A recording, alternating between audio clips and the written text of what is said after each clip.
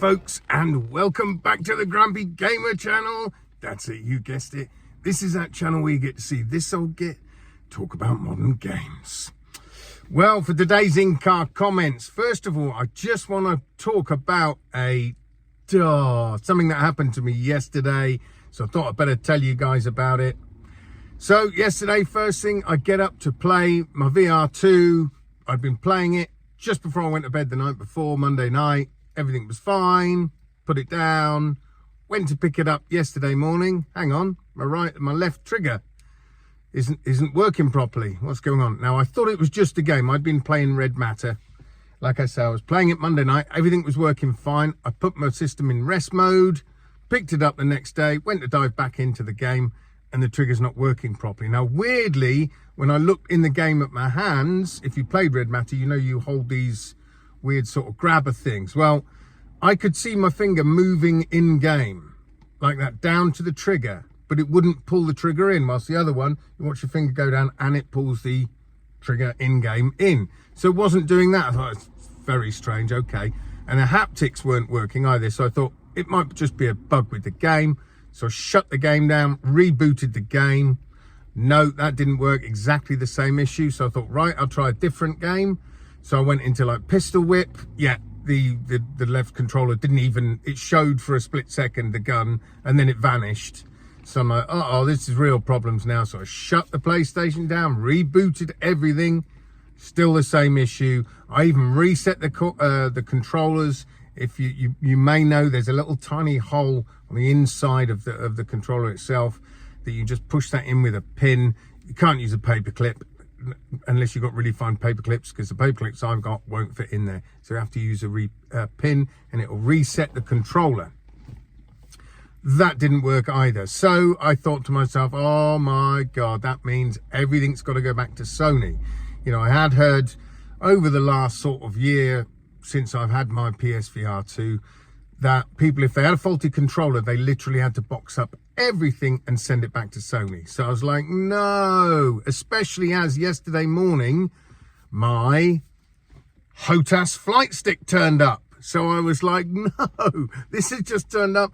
There's no way. I've got to send everything back and then wait God knows how long to get it back. So I spoke to Sony, and actually I was quite relieved. All I've got to do is send the faulty controller back. So when I rang them, they asked for the serial number of my headset. They asked for the serial number of my controller.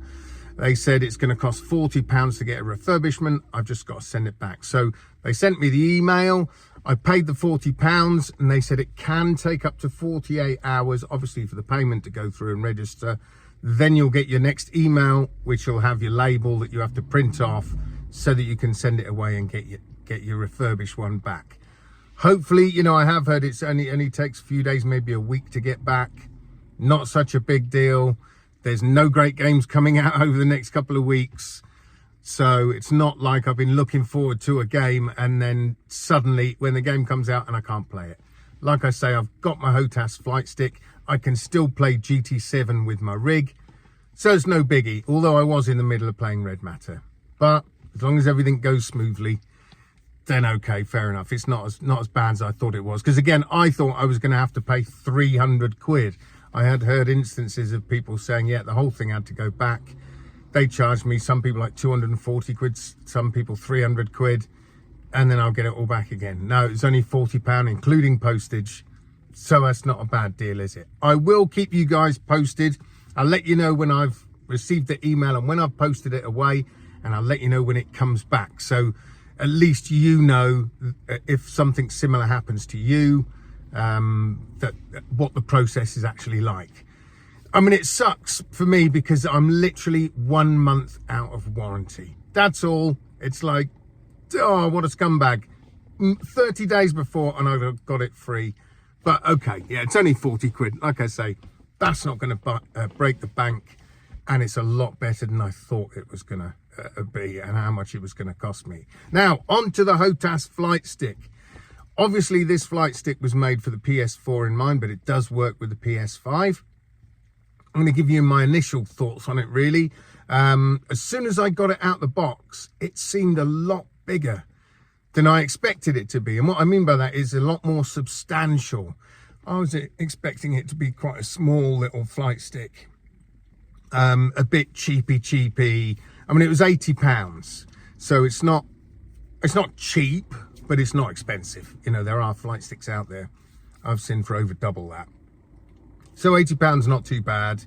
What can I say? You can adjust underneath the actual flight stick itself. There's an adjustment wheel that you can make the resistance in the flight stick harder, or you can make it looser. Now, the only thing I would say is I wish they'd also had that feature on the thrust lever, because the thrust lever is quite loose in this. It doesn't wobble about all over the place, but it doesn't have the same sort of resistance that the flight stick does.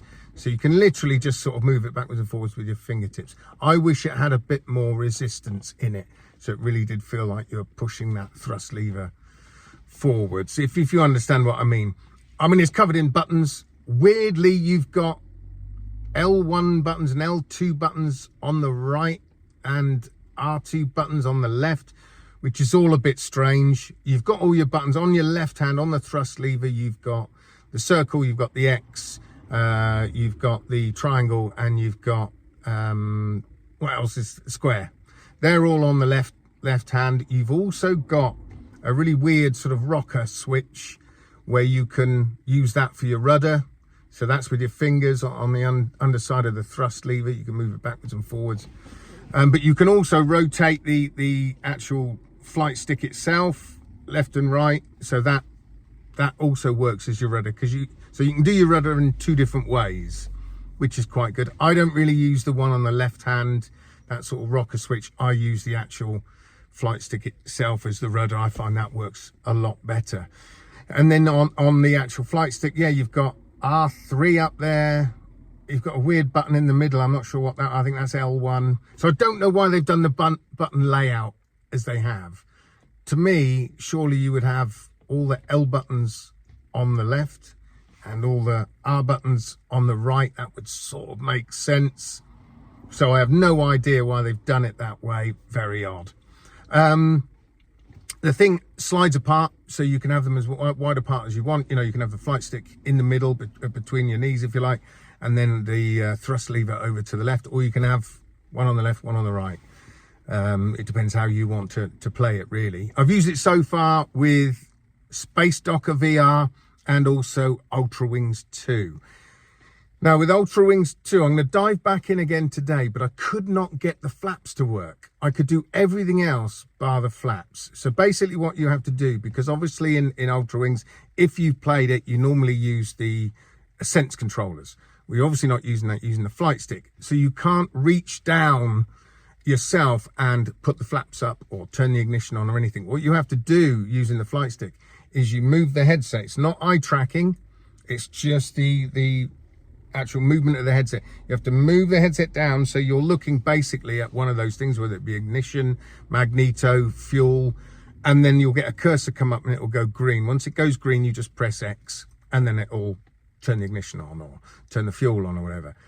Now, I've been told that it does work that way with flaps, but I've looked down numerous times and no green cursor pops up, nothing. So I've been able to, maybe I'm not using it quite right. Maybe I need to look further down. I don't know, but I'll try again when I'm back later today. So that was a bit annoying. I've been able to play the game, but there are some levels where you need to take off quite quick, especially in the jet, and it's very difficult to lift off without your flaps. And I ended up crashing into the wall at the end of the runway a couple of times, so it's not great. And also coming into land, not being able to use your flaps, I'm coming in pretty hot no matter what plane it is. But overall, fantastic experience. It feels great. You know, the flight stick, really, really good. Same with Space Docker VR. I wasn't quite sure how that was going to work, but actually it works superbly with Space Docker. Now, if you haven't played Space Docker, it's definitely a sleeper hit, I think. It's definitely one I can recommend. I spoke about it when I first got it. It's a really nice game. The music's nice and chilling, and you just sort of float around and boost around in space, picking up these containers, and then you have to put them in another spaceship. Basically, you go and find them out in space, pick them up, and put them in there. There's a few different missions in it. There's one where you're against black holes, and you can do racing and all that sort of thing. So there are a few different modes with this game. I wish it just had a little bit more though, a little bit more to keep me engaged with it. But I have played it a fair amount, and I think it's about £10, I think, on the store, I think. So for that money, I definitely recommend it. And if you've got the Flightstick, it is a no-brainer without a shadow of a doubt. But the main reason really that pushed me to get the Hotas for Flightstick is because of Aces of Thunder coming.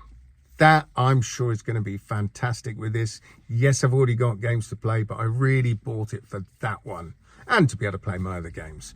So that comes out towards the end of the year. I'm looking forward to that. I am also going to give the Hotas stick a try with my PSVR1 because I've got Star Wars Squadrons that I'd love to play with a Flightstick. I only ever played it with a controller. And also the Ace Combat 7 missions. I definitely want to give those a go with the Flightstick. So I might actually make a video all about the Flightstick and show the games that I'm playing and give you my overall thoughts. But at the moment, from my first initial go with it, I would definitely give it an 8 out of 10 and a must buy if you like your flying games. Absolutely. Anyway, folks, that's it for me today. Please don't forget to like the video if you like the video, subscribe if you haven't already. And until next time, folks, I shall see you guys on the other side. Adios.